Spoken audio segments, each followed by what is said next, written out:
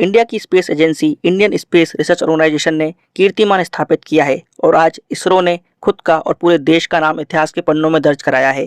चंद्रयान 3 की सक्सेस पूरे देश के लिए एक गौरव का पल है और यहाँ पर इसरो ने दिखाया है कि इसरो के लिए कोई भी चैलेंज बड़ा नहीं है। हर चैलेंज को इसरो आसानी से पार कर सकता है और जैसा कि कहा जाता है, failures are nothing but stepping stones to success. इसी तरह इसरो ने दिखाया है कि चंद्रयान 2 की मिस्टेक से इसरो ने सीखा है और चंद्रयान 3 को सक्सेस बनाया है। इस वीडियो में हम चंद्रयान 3 के बारे में बात करेंगे और यहाँ पर हम इस मिशन की कंप्लीट डिटेल को डिस्कस करेंगे। यहाँ पर फ्रेंड्स हम इस क्वेश्चन को भी आंसर करेंगे कि आखिरकार चंद्रयान 3 ने 41 डेज क्यों लिए मून की सतह पर पहुंचने के लिए, जबकि लूना 25 जो रशिया का मिशन फेल हो गया उसने मात्र 6 दिन लिए थे और अमेरिका का जो अपोलो 17 मिशन था उसने सिर्फ 4 दिन लिए थे मून पर सक्सेसफुली इंसान को लैंड कराने के लिए। तो आखिरकार इसरो को इतने दिन क्यों लगे, कौन सा रूट इसरो ने फॉलो करा और उसको क्यों फॉलो किया, यहाँ पर हम इस बात को डिटेल में डिस्कस करने वाले हैं। तो आइए फ्रेंड्स शुरू करते हैं आज का सेशन और सबसे पहले बात करते हैं चंद्रयान 3 के बारे में। चंद्रयान 3 की सक्सेस के बाद भारत चौथा ऐसा देश बन गया है जिसने सक्सेसफुली मून की सतह पर सॉफ्ट लैंडिंग को परफॉर्म किया है।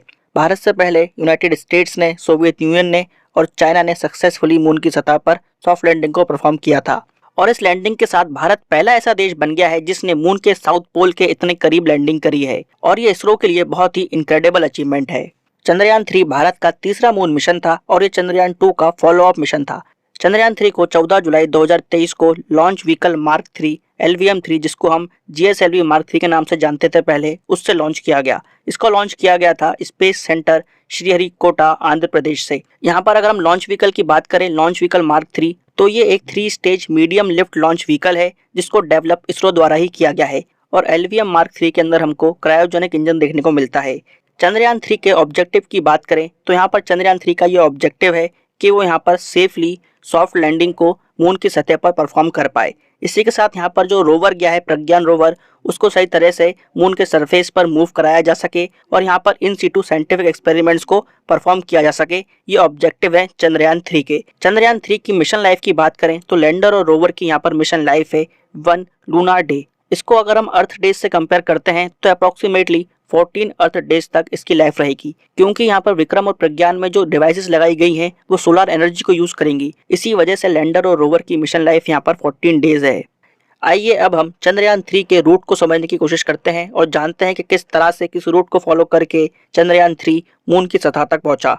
इसरो ने लॉन्च व्हीकल मार्क 3 को यूज किया है चंद्रयान 3 मिशन के लिए। ये जो लॉन्च व्हीकल है, अगर इसको हम कंपेयर करें अपोलो 17 के लॉन्च व्हीकल से जिसका नाम सैटर्न 5 था, जो नासा ने यूज किया, और हाल ही में जो रशिया ने लूना 25 को लॉन्च करने के लिए रॉकेट यूज किया सोयुज 2, उससे अगर हम कंपेयर करते हैं तो लॉन्च व्हीकल मार्क 3 की जो पेलोड कैपेसिटी है वो काफी कम है। इसलिए यहाँ पर इसरो ने ऐसा रास्ता अपनाया जिससे हम लॉन्च व्हीकल मार्क 3 को सही से इस्तेमाल कर सकें और चंद्रमा तक के सफर को सही तरीके से कवर कर सकें। तो यहाँ पर इसरो ने बड़ी ही चतुराई से इस तरह से रूट को प्लान करा जिससे हम हमारी क्षमताओं को सही तरीके से इस्तेमाल कर सकें।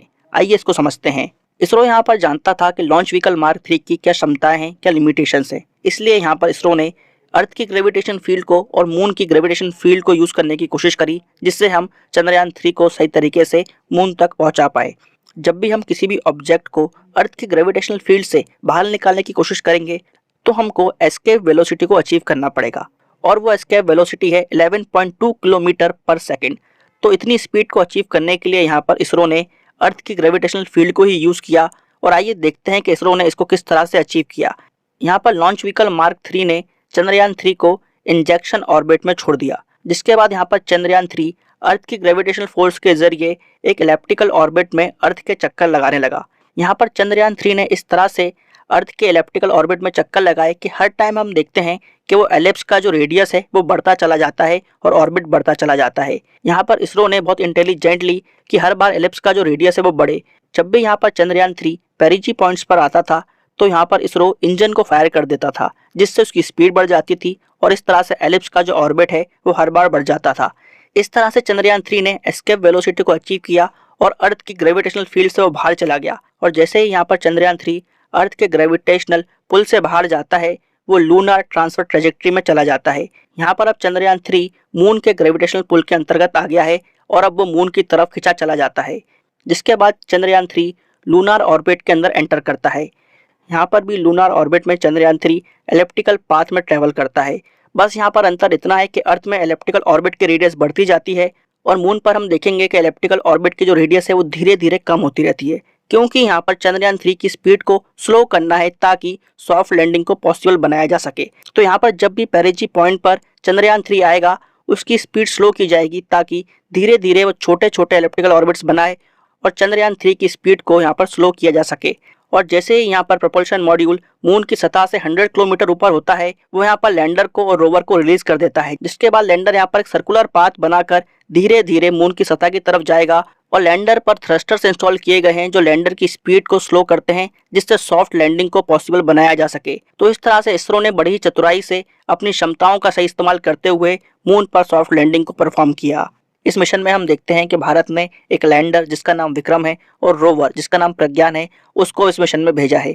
चंद्रयान 3 मिशन के 3 मेजर मॉड्यूल हैं, propulsion module, inter module adapter और lander module plus rover. Propulsion module के यहाँ पर 2 इंपॉर्टेंट काम है। पहला काम तो ये है कि वो लैंडर को और रोवर को जो मून की ऑर्बिट है उसके 100 किलोमीटर तक लेकर जाएगा। इसके बाद हम देखते हैं कि प्रोपल्शन मॉड्यूल में एक इम्पॉर्टेंट डिवाइस है जिसका नाम है spectropolarimetry of habitable planet Earth shape. इस डिवाइस का ये काम है कि वो लूनर ऑर्बिट से अर्थ को ऑब्जर्व करेगा और अर्थ की स्पेक्ट्रल और पोलैरिमेट्रिक मेजरमेंट्स लेगा। यहाँ पर ये जो स्टडी होगी उसको फिर हम एक्सोप्लैनेट्स जो हमको समय समय पर यूनिवर्स में मिलते रहते हैं उनसे कंपेयर करेंगे और यहाँ पर एक कंपैरिजन होगा कि आखिरकार जो एक्सोप्लैनेट हमको मिला है यूनिवर्स में क्या वो हैबिटेबल है, क्या वहाँ पर लाइफ पॉसिबल है या नहीं है पॉसिबल। इसकी जो स्टडी है उसमें यह हेल्प करेगा हमको शेप पेलोड, इसलिए ये मॉड्यूल भी बहुत इंपॉर्टेंट है। इसके बाद हम देखते हैं नेक्स्ट मॉड्यूल जो इंपॉर्टेंट है वो है हमारा लैंडर मॉड्यूल जिसका नाम है विक्रम। आइए इसको समझते हैं। लैंडर पेलोड जिसका नाम विक्रम है उसके अंदर हमको 4 इंपॉर्टेंट डिवाइसेस देखने को मिलती हैं। पहली है यहाँ पर radio anatomy of moon bound hyper sensitive ionosphere and atmosphere. इस डिवाइस का ये काम है कि वो सरफेस पर प्लाज्मा डेंसिटी को और किस तरह से समय के साथ वो प्लाज्मा डेंसिटी चेंज होती है उसको मेजर करेगा। फिर दूसरी जो इंपॉर्टेंट डिवाइस है उसका नाम है Chandra's surface thermophysical experiment chest. ये डिवाइस मून की सतह पर थर्मल प्रॉपर्टीज को मेजर करेगी, खासकर पोलर रीजन में।